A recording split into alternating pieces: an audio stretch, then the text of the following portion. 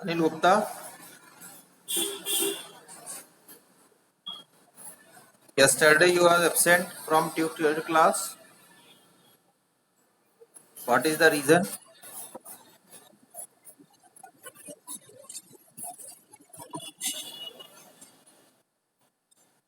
अब इतने टाइम कम होता है उसमें कम से कम इतना समय आप निकाल ही सकते हैं। आपका ट्रेवलिंग टाइम बच रहा है, बाकी सब चीजें बच रही तो कम से कम इसमें तो आप।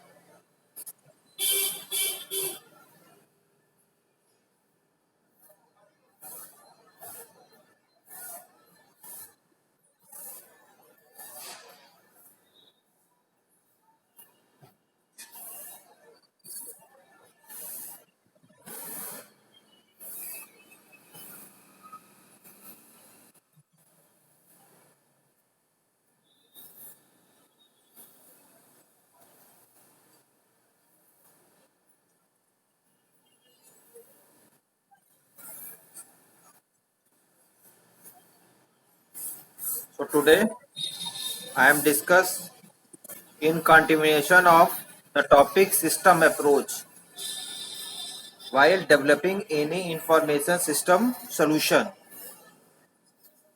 तो practical implementation या practical approach of the previous topic system approach is system development cycle. The system development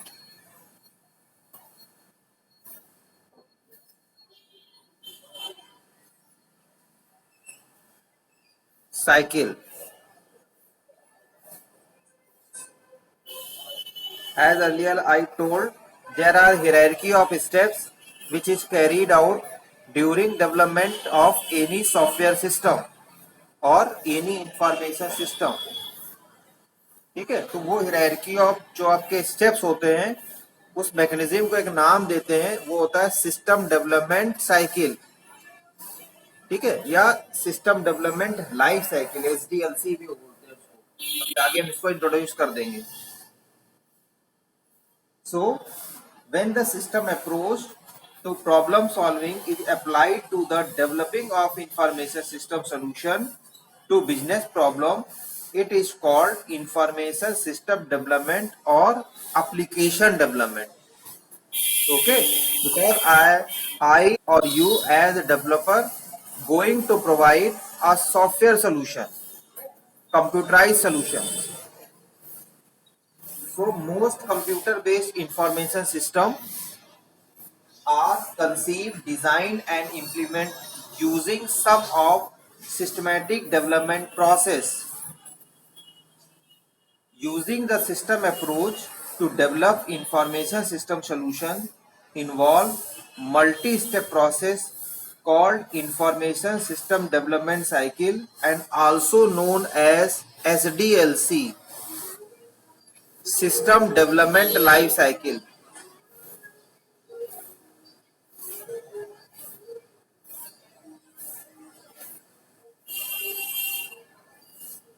बहुत इंपॉर्टेंट है। You must aware about the steps, hierarchy of steps of developing any software system, any information system, any computerized solution, whatever you are going to provide your user or your client and user. Okay, so first of all I am going to draw a diagram SDLC। उसके सारे steps मैं आपको draw करके पहले बता देता हूँ, उसके बाद उनको एक्सप्लेन कर देंगे। जो फर्स्ट स्टेप आपका होता है, this is recognition of need.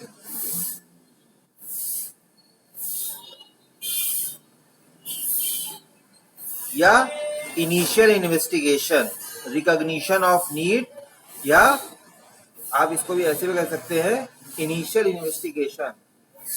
Second step आपका जो होता है वो होता है आपका फीजिबिलिटी स्टडी। अभी सारे स्टेप डिस्कस कर लेंगे। Feasibility study. थर्ड स्टेप आपका है analysis.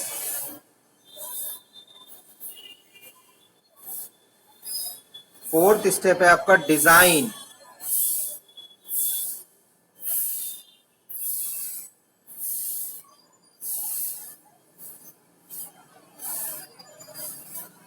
Fifth one is implementation.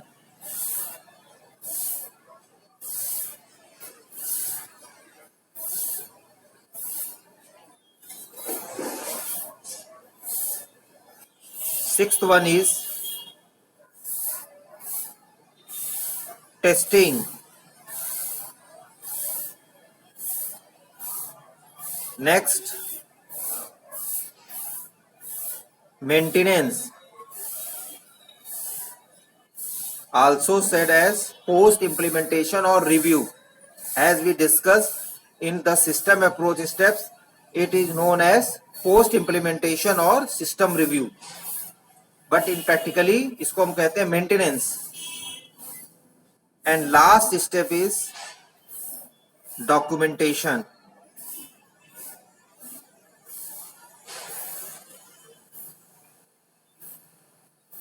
These all steps are bidirectional. It also depend upon the model whatever you are going to select before development of any software. So first step is the recognition of need. This is our first step, also known as initial investigation या fact finding, या also you can say that problem recognition step. Okay, so system investigation is the process by which we can recognize or find out the actual need of the user, means the problem, list of problems, whatever facing by your client or your end user. वो एक requirement हो सकती है, number of requirement हो सकती है, working कोई problem आ रही है, आपके साइट पे कोई प्रॉब्लम आ रही है, उनको सबको फाइंड आउट करना है हमको। तो वो जो स्टेप्स है, आपका पहला स्टेप है, उसको हम कहते हैं recognition of need. And this step also a document produce known as problem statement. यहाँ पे जितने भी स्टेप्स हैं आपके, वो सब फॉलो होंगे और साथ ही साथ हर स्टेप का आउटपुट किसी दूसरे स्टेप के लिए एज ए इनपुट वर्क होगा। And each step, each phase must produce a documented output और रिजल्ट। Is it clear? यहाँ पे कोई भी बात वर्बली नहीं होगी, जो भी बात होगी वो एक डॉक्यूमेंट बेस होगी और डॉक्यूमेंटेड होगा। There are various of techniques by which we can recognize the problem. First one, जैसे I discussed, recognition of need, also known as initial investigation. So there are several steps, important steps by which we can find out the actual problem requirement of the employee. First one is interviews. पहला step जो है आपका वो है interviews. Mean this is the steps by which we can recognize, find out the actual problem of the user, actual need of the user. In this, we fix a meeting and meeting scheduled as interview. उसमें आप number of questions prepare कर लेते हैं और साथ ही साथ जैसे जैसे बात चलती रहती है, बात आगे आपकी बढ़ती रहती है, इंटरव्यू जैसे जैसे आपका प्रोसीड होता चला जाता है, वैसे वैसे वो क्वेश्चन भी उसी में फ्रेम होते जाते हैं। कुछ तो ऑलरेडी फिक्स क्वेश्चन होते हैं जो आपको लगता है माइंड सेट करके कि यही क्वेश्चन ये पूछना है, और साथ ही साथ जैसे जैसे वो क्वेश्चन अपने आंसर को बताता है तो आपके नए नए क्वेश्चन भी उसी समय फ्रीज हो जाते हैं और उन्हीं के जो अराउंड आप न्यू इंफॉर्मेशन गेन करते जाते हैं। तो ये प्रोसेस आपका होता है इंटरव्यू। सेकंड होता है क्वेश्चनायर्स।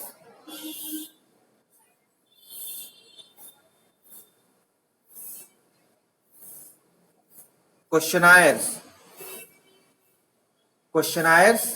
एक डॉक्यूमेंट होता है, इसमें भी क्लोज और ओपन होता है।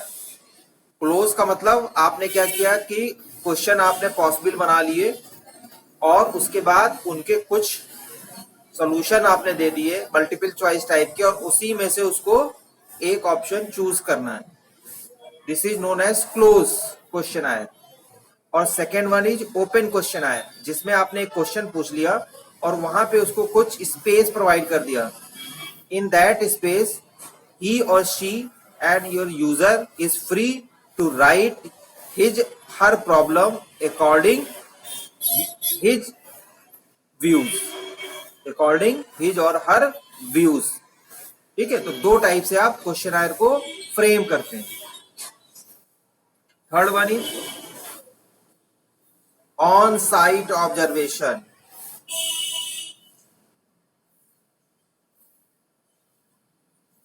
On site observation, on site का मतलब यूजर की site, not your site.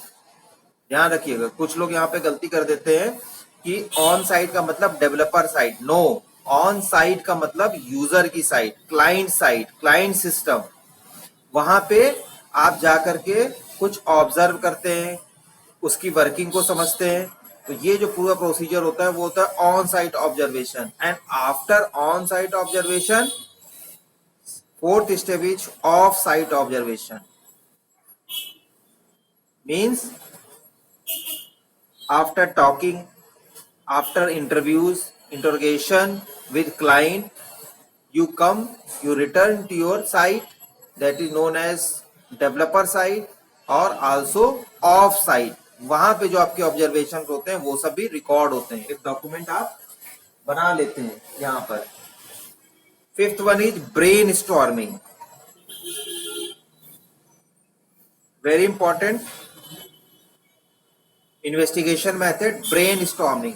Brain storming का मतलब if user is unable to express their requirement, user is not aware about its actual problem, about its actual need, then आप उसको motivate करते हैं, उसके ब्रेन को थोड़ा सा कोशिश करते हैं कि जो चीजें उसको नहीं समझ में आ रही हैं, उसको पता है कि उसकी प्रॉब्लम क्या है बट वो ही is unable to express his problem, तो आप उसको सपोर्ट करते हैं, कुछ टेक्निकल नॉलेज भी उसको देते हैं जिससे कि वो अपनी प्रॉब्लम या रिक्वायरमेंट को और ज्यादा अच्छे से एक्सप्रेस या एक्सप्लेन कर पाता है।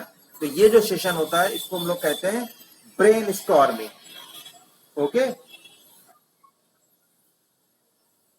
these are the steps by which we can recognize the actual problem, the actual requirement of the user। Second step आपका फिजिबिलिटी स्टडी, और ये जो प्रॉब्लम, ये जो आपके स्टेप्स है, आफ्टर एनालाइजिंग दीज स्टेप्स, ये जरूरी नहीं है कि ये सारे स्टेप्स फॉलो हों किसी एक पर्टिकुलर प्रॉब्लम को या रिक्वायरमेंट को रिकॉग्नाइज करने में, it is not necessary. May be किसी एक स्टेप में यूजर बहुत क्लियर है, यूजर बहुत अवेयर है, he is also technically sound, so उसे कोई प्रॉब्लम नहीं है और आपको भी कन्वर्सेशन में there are no problem rise anywhere. तो एक ही स्टेप में, इंटरव्यू में या क्वेश्चनायर में, ऑब्जर्वेशन में, किसी भी एक स्टेप से भी काम चल सकता है, या एक से दो स्टेप्स भी फॉलो हो सकते हैं, या all steps also, video conferencing हो गया, टेली कॉन्फ्रेंसिंग हो गया, और भी other steps also by which you can recognize the actual problem of the user। Second step, feasibility study।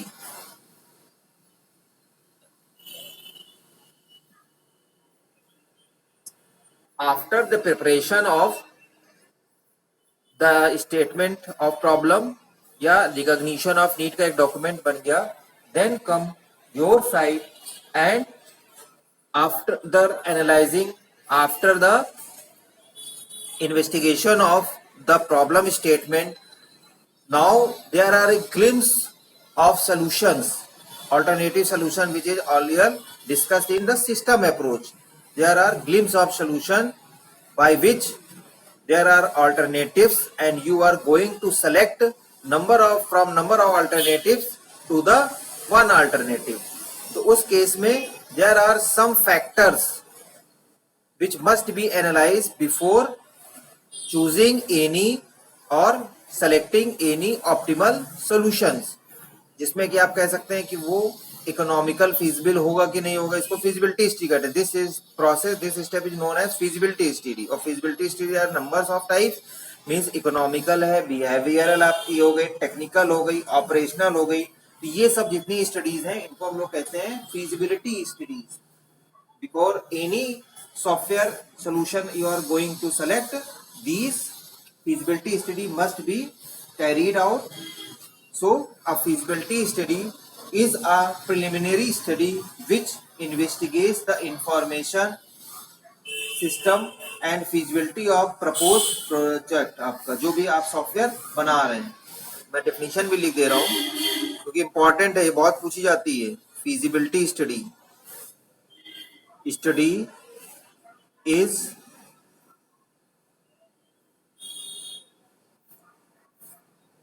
preliminary study which investigates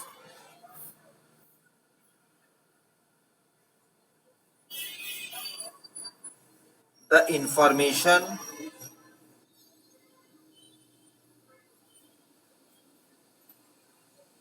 needs of prospective user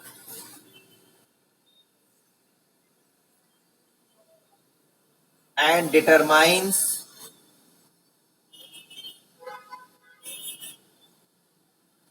the resources, requirements,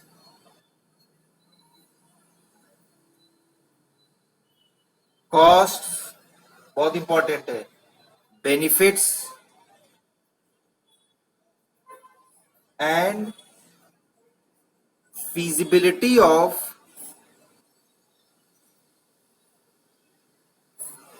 a proposed solution. Okay, there are various types of feasibility study. First one is organizational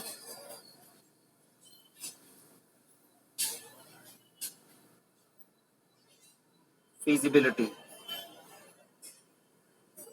First one is organizational feasibility, means how well a proposed information system support the objective of organization and its strategies plan for information system or solution whatever you are going to produce. Second one is economic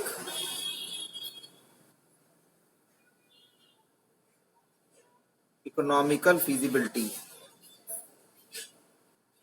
means this is the feasibility concerned with whether expected cost savings and also expanding your cost or saving it will produce expected revenue, increased profit, reduction in required investment and other type of benefits will exceed the cost development and operation by a proposed software system whatever you are going to produce. Third one, technical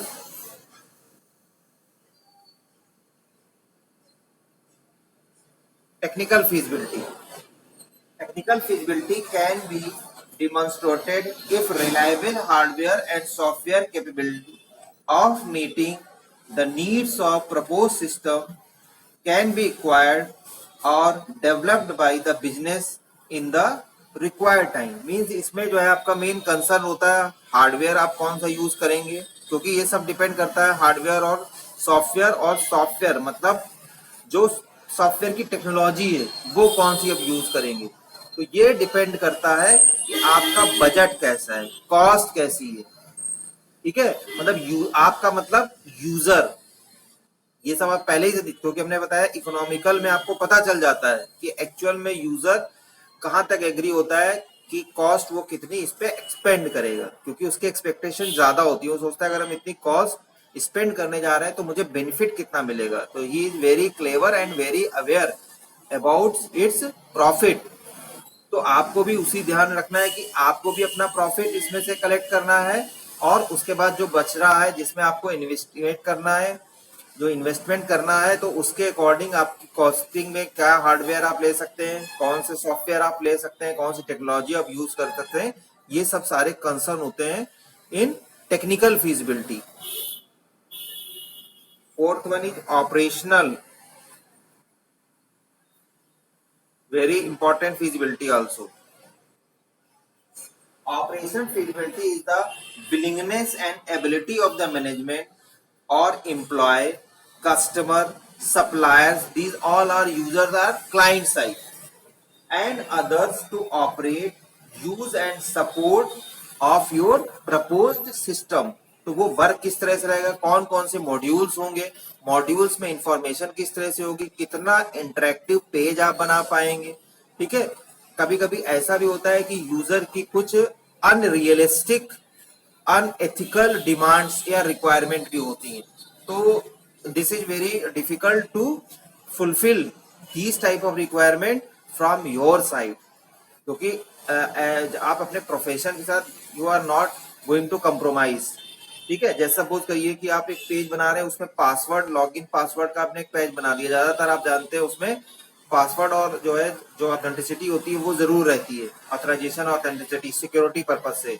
तो user जो है चाह रहा है कि मुझे इन सब से दूर रहना है, मुझे इन सब से मतलब नहीं है, ये इसमें मेरा काफी टाइम वेस्ट हो रहा है, और if he is not technical तो वो इस पेजेस को वो समझता है कि ये बहुत बेकार पेजेस बने हुए, या आपने एडमिन लॉगिन करा लिया, उसका रजिस्ट्रेशन करा लिया, तो सोच रहा है these pages are only for benefit of your मतलब यो कह सकते हैं आपका अपना पर्सनल इसमें बेनिफिट है। That's why you are going to make these pages, मतलब अपनी कॉस्टिंग को आप बढ़ा रहे हैं, उसके बजट को आप बढ़ा रहे हैं, अपना प्रॉफिट के लिए आप ये अननेसेसरी पेजेस को इसमें इंक्लूड कर रहे हैं। बिकॉज ये ऑल्सो अवेयर कि आप हर पेज की हर लाइन के उसमें मेट्रिक होती है कि LOC kilo line of code, जब जितनी नंबर ऑफ लाइन लिखेंगे, जितने नंबर ऑफ मॉड्यूल्स बनाएंगे तो उनके आप चार्ज करेंगे। तो वो सोच रहा है कि ये कुछ जो अनवांटेड 5-6 पेजेस है उससे रिलेटेड 5-6 टेबल होंगी तो ये इनको कट डाउन करने की कोशिश करता है।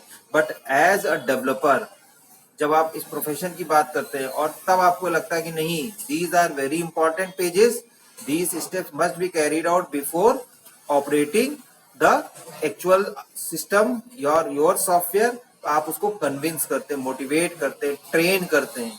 ठीक है, तो ये सब ऑपरेशनल फिजिबिलिटी का पार्ट होता है। ये देखना पड़ता है कि किस तरह से आप इसको मैनेज कर पाएंगे, या आपने कहीं उसमें क्वेरी लगा रखी है, प्रोसेसिंग बॉक्स लगा रखा है, तो ये डिपेंड करता है कि यूजर किस टाइप का है। तो वो भी आगे हम बताएंगे, उसमें उसकी ट्रेनिंग सेशन होता है। ठीक है, पूरा प्रेजेंटेशन आप देते हैं इम्प्लीमेंटेशन से पहले। लेकिन बिफोर जब आपको लग रहा है इन्वेस्टिगेशन, जो आपने इनिशियल इन्वेस्टिगेशन किया है, आपको पहले से यूजर की जो माइंड सेट है वो उसके बारे में आप अवेयर हो जाते हैं। तो before making any optimal solution, ये ऑपरेशनल पार्ट भी आप चेक कर लेते हैं कि हम ऐसा करेंगे तो क्वेश्चन क्या पुट हो सकते हैं, कहाँ पे उसके चेक पॉइंट्स हो सकते हैं जहां पे वो रिजिड हो जाएगी, नहीं ये नहीं होना। तो this is all study done by the step feasibility study. और इसमें एक डॉक्यूमेंट जो प्रोड्यूस होता है जो कि अगले स्टेप एनालिसिस के लिए एज ए इनपुट वर्क करेगा, known as feasibility study document या फीजिबिलिटी स्टडी रिपोर्ट।